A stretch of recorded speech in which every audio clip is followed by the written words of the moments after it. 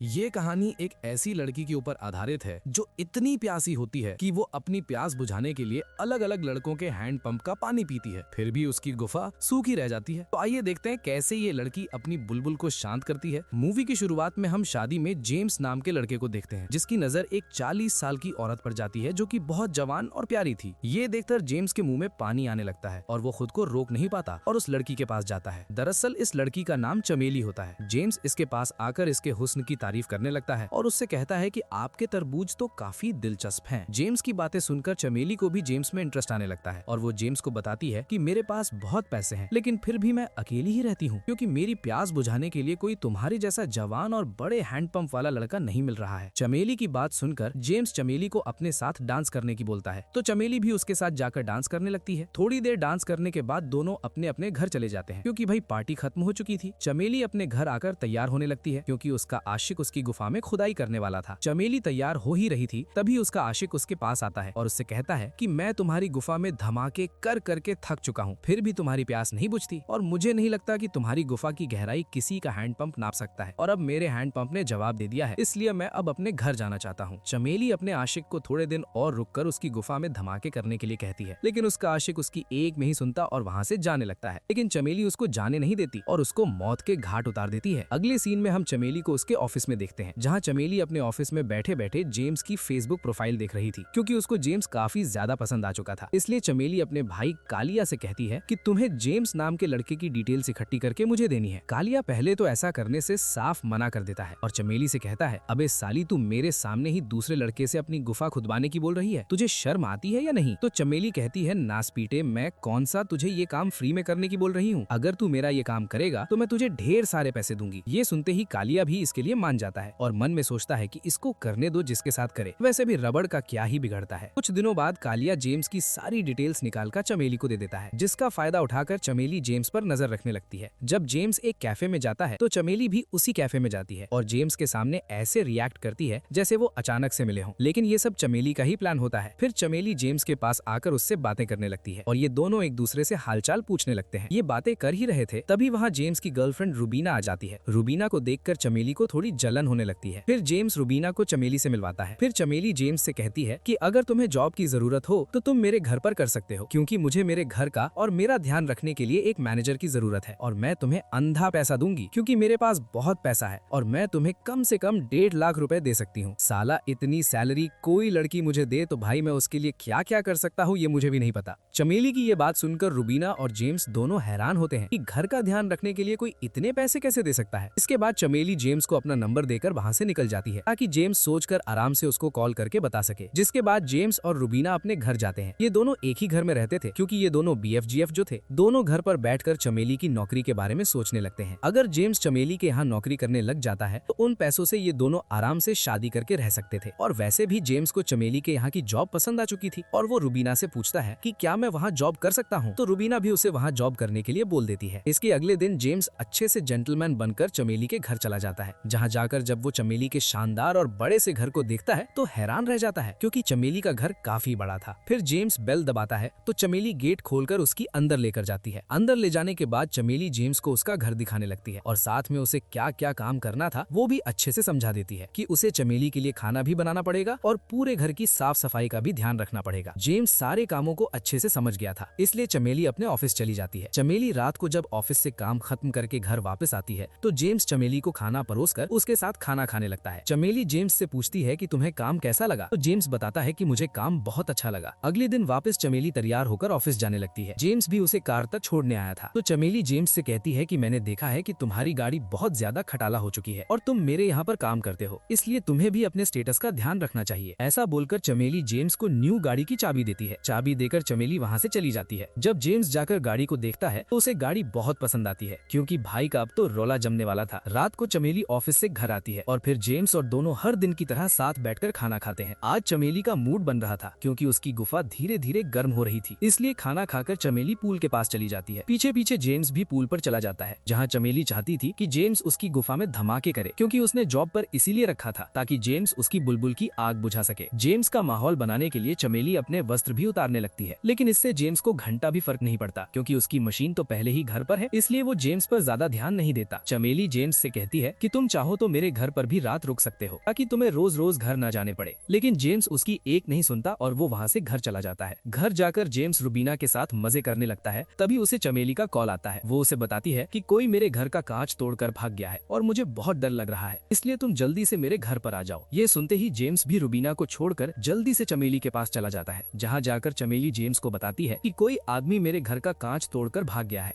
लेकिन मैं उसे देख नहीं पाई। उसके बाद मैंने पुलिस को भी कॉल करा था, लेकिन उन्हें भी पता नहीं चला कि आखिर ये सब किसने किया। और वैसे भी अगर तुम मेरे घर पर रहते तो शायद कोई ऐसी हरकत करने की सोचता भी नहीं। लेकिन जेम्स उसके घर रुक नहीं सकता, तो वो चमेली को अपने घर के बाहर और अंदर कैमरे लगाने की बोलता है। तो चमेली भी इसके लिए मान जाती है, क्योंकि वो सीधे जेम्स को बोल तो नहीं सकती थी कि तुम यहीं रुककर मेरी गुफा में धमाके करो। फिर अगले दिन कैमरा लगाने वाला भी चमेली के घर आ चुका था। वो पूरे घर का सर्वे करने के बाद जेम्स और चमेली से कहता है कि मैं घर के बाहर आज कैमरे नहीं लगा पाऊंगा, उसमें मुझे 5-6 दिन लग जाएंगे, लेकिन मैं घर के अंदर तो आज ही कैमरे लगा दूंगा। कैमरामैन ये सब झूठ बोल रहा था, क्योंकि चमेली ने पहले ही कैमरे वाले से बात कर ली थी ताकि वो किसी तरह जेम्स को अपने घर रोक सके। कैमरे वाले की बात सुनकर जेम्स चमेली के घर तब तक रुकने की बोल देता है जब तक चमेली के घर के बाहर कैमरे नहीं लग जाते। इसके बाद जेम्स अपने घर जाता है और रूबीना को सारी बात बताने लगता है कि मैं कुछ दिन चमेली के घर पर ही रुकूंगा। ये सुनकर रूबीना को बहुत हैरानी होती है कि साले तू उस जवान छोरी के साथ रुककर क्या करेगा। तो जेम्स उसे समझाता है कि मैं जितना चमेली का ख्याल रखूंगा मुझे वो उतने ही ज्यादा पैसे देगी। ये सुनकर रूबीना भी जेम्स को चमेली के साथ रुकने के लिए बोल देती है। उधर चमेली के घर पर वो कैमरामैन पूरे घर में कैमरे लगाकर चमेली को चेक करवा देता है। जिसके बाद रात को चमेली जेम्स के साथ एक पार्टी में आती है, जहां ये खूब एंजॉय करते हैं। लेकिन चमेली के गोदाम में चूहे दौड़ने लगते हैं, तो वो जेम्स के साथ वापस अपने घर आ जाती है और दोनों बैठकर वाइन पीने लगते हैं, जहां चमेली छुपकर जेम्स के पेग में नशे वाली गोली मिलाकर जेम्स को वो पेग पिला देती है। जिसके बाद जेम्स को कुछ याद नहीं रहता। अगले दिन जब जेम्स की आंखें खुलती है तो वो खुद को चमेली की गुफा के पास पाता है। तभी चमेली जेम्स को बताती है कि जेम्स बेबी, तुम्हारा हथियार तो काफी बड़ा है और हमने रात को काफी मजे भी किए। मैंने बहुत बार तुम्हारे हैंडपंप से पानी भी पिया है। ये सुनकर जेम्स को ये सब झूठ लगता है, इसलिए वो अपने कपड़े लेकर वहाँ से भाग जाता है। चमेली अपने फोन में उन दोनों के फोटो देखने लगती है जो कि उसने रात को ली थी, और वो ये सारे फोटो रूबीना को सेंड कर देती है। इधर जेम्स जब घर पहुँचता है तो घर जाते ही रूबीना जेम्स से लड़ने लगती है, क्योंकि रूबीना ने जेम्स और चमेली के साथ हैंडपंप चलाते हुए की फोटो देख ली थी। लेकिन जेम्स रूबीना को समझाता है कि बेबी, तुम्हारी कसम में दारू जरूर था, लेकिन मैंने चमेली की गुफा में धमाके नहीं किए, और तो और